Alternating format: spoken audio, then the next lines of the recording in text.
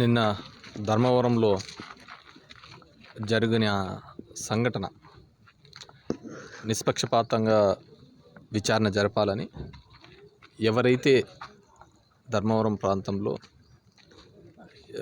ఈ విధంగా క్రైమ్కి అలవాటు పడి క్రైమ్ చేయాలని ఆలోచనతో ఈ విధంగా ఉన్నారు, వాళ్ళ మీద ఖచ్చితంగా యాక్షన్ తీసుకోవాలని, అదేవిధంగా కొన్ని కేసెస్ బెయిలబుల్, నాన్ బెయిలబుల్ ఇలాంటివి కూడా ఇవ్వడం జరిగింది. సో అవన్నీ కాకుండా నిష్పక్షపాతంగా ఉండాలి. 18 సంవత్సరాలుగా ఆ ప్రాంతంలో ఉన్న ఫ్యాక్షన్ని నిదానంగా కూడా తగ్గించుకుంటూ రావడం జరిగింది. గత 5 సంవత్సరాల నుంచి చూస్తే ఒక ఫ్యాక్షన్ కూడా లేదు ఆ ప్రాంతంలో. అలాంటిది మళ్ళీ సెన్సిటివ్ అయినటువంటి ధర్మవరంలో మళ్ళీ ఇలాంటి పోకడలు నిజంగానే బాధాకరం. అలాంటివి జరగకుండా చూడాలని చెప్పేసి ఎస్పీ గారిని కోరడం జరిగింది.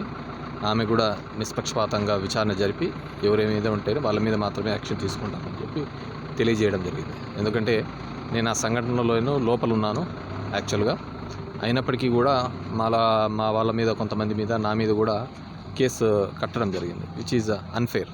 ఎందుకంటే మేము లేనేలేము ఆ సంఘటన ఉన్నప్పుడు సబ్ జైల్లో అక్కడ వేరే వాళ్ళ దగ్గర మేము మాట్లాడుతున్నాం, అయినా కూడా కేసు కట్టడం జరిగింది. ఈ విధంగా దొంగ కేసులు కానీ ఇలాంటి రెచ్చగొట్టి ధోరణితో అది విపరీత పోకడలకు పోయే అవకాశం ఉందని చెప్పేసి మేడం దృష్టికి తీసుకొని రావడం జరిగింది. వాళ్ళు కూడా విచారిస్తున్నాము. ఖచ్చితంగా బాధ్యులు ఎవరైనా కానీ వాళ్ళ మీద యాక్షన్ తీసుకుంటామని చెప్పి వెహికల్లో వచ్చి గుద్దారు అని చెప్పి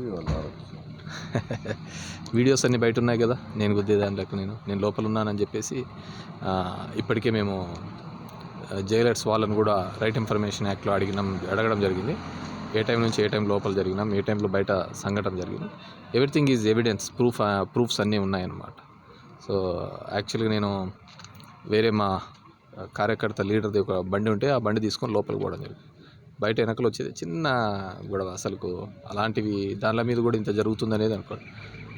మనం ఆలోచించాల్సింది అంత త్వరగా అంతమంది ఏ విధంగా వచ్చారు, సో ఏ విధమైన మోటివ్తో ఉన్నారు, దాని ముందే ఏమైనా ప్రీ ప్లాన్డ్గా వచ్చారా, వీటన్నిటిని కూడా విశ్లేషించమని చెప్పడం జరుగుతోంది. సో ఇట్స్ బ్యాడ్ సినారియో, ఇది చాలా దూరానికి దారి చేసే ప్రమాదం ఉందనేది మేము అనుకుంటున్నాం.